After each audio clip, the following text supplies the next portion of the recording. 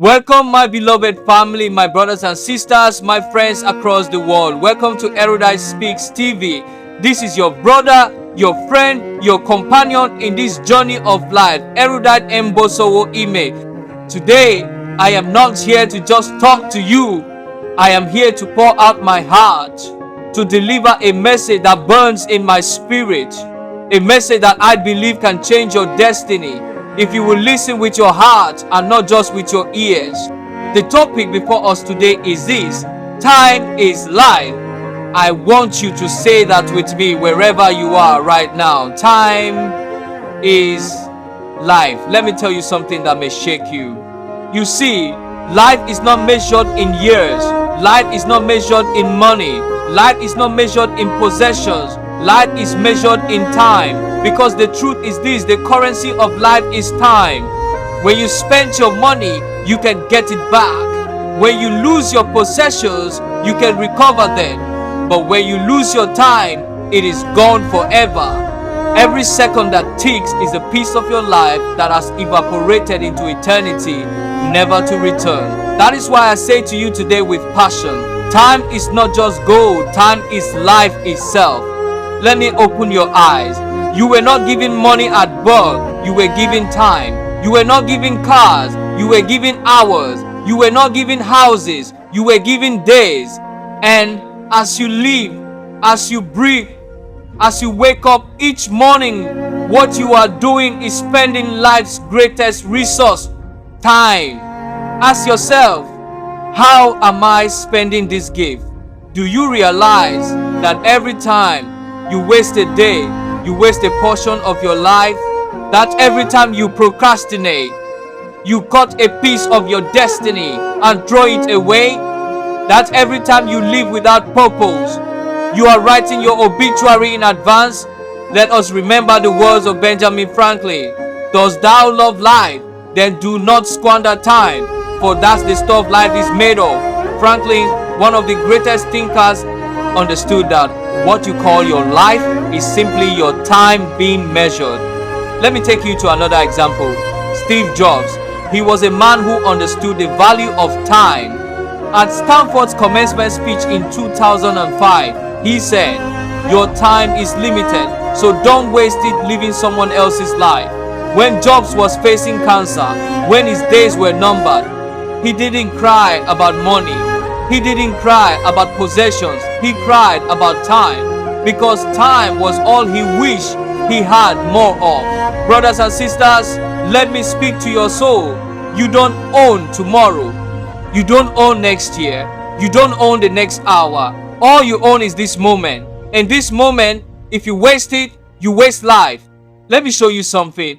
Every great man or woman you admire was not given more time than you. Nelson Mandela had 24 hours a day, the same as you. Mother Teresa, the same.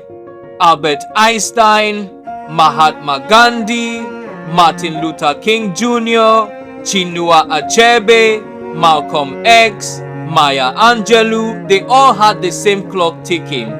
What made their lives extraordinary was not the amount of time, but how they spent their time. Mandela spent 27 years in prison. Most men would waste away, but Mandela used that time to shape his convictions, to prepare his spirit, to sharpen his vision. When he walked out of that prison, he didn't waste time with bitterness. He used the rest of his time to rewrite the destiny of South Africa. Look at Helen Keller. Blind and deaf from an early age, she could have wasted her life in despair, but she decided that time was too precious to waste in self-pity. She used every ounce of time to learn, to grow, to inspire millions, and today, her name is remembered with honor. Look at Martin Luther King Jr. He was just 39 years old when he was assassinated. Just 39. Many of us are older than that right now. Yet in those 39 years, he used his time to speak, to fight, to march, to pray, to dream. And today, decades after his death, his words echo like thunder: "I have a dream." Why? Because he understood that time is life and life must be spent well. So I ask you today, what are you doing with your time? One of the greatest tragedies of our generation is the waste of time. Hours upon hours are wasted scrolling endlessly on phones, gossiping, living without purpose. We waste weeks complaining instead of creating. We waste months dreaming without acting. We waste years in fear instead of faith. Do you know how many dreams have died because people thought they had time? Do you know how many visions are buried in the cemetery because men and women said, I will do it tomorrow? I want you to imagine this. If death came to you today and asked, what have you done with the time I gave you? What would you answer? Would you say, Lord, I spent it watching others live their life. I spent it in regret. I spent it in procrastination. Or would you say, I poured out my time like an offering. I gave my time to love, to serve, to build, to create, to live fully. Time is not a toy. Time is a trust. Every tick of the clock is a reminder that you are not permanent here. Iron doesn't become a sword until it's burned and beaten in fire. Your life is like iron, and it's getting burned and beaten into a sharp sword called your life. Are you ready to be beaten and burned? Because the sharpest swords go through the hottest fire. Are you ready? Because what you're going through in life right now is beating you down. From the money problems, to the relationships, to the quarantine, to the lack of food, whatever it is that you're dealing with in life right now, it's taking you out. And it's your responsibility to sharpen your sword, to take the disasters and crises that you're going through in your life right now and to make you better. The happiest, most successful people in this world took the hardest moments in their life and flipped them into the best thing that ever happened to them. You got an opportunity right now to take that horrible situation that you're going through and make it the best thing that ever happened. Or you can give up. You can give up where you are and surrender and act like nothing changed in your life, but there's no progression in that. So you gotta ask yourself, why is my life never changing? How come it's always the same situation over and over again? Well, stop giving up and stop letting the bad situations that happen in your life and do something about it. Do you get angry? Are you sad? Do you have depression? You need to use it for your fuel. You need to use it to keep going. You need to say, this was me and I need to get better. This was who I am, but it's not anymore because I want more and I'm getting sharper and I'm growing stronger. You have to find the opportunities in your struggle. You have to find the light. You have to find a way to make it better when you're in the worst situation you've ever been in. You got people that are counting on you. You got people that are depending on your success. And you're sitting around acting like you're the victim. You need to get out of that victim mode and you need to start going for what you know you need to do. Your lack of discipline is an insult to all the people who believe in you. This isn't about impressing others. This is about bettering yourself. Some people want it. Some people wish for it. And others make it happen. Who are you? You got a heartbeat. Then you can do it.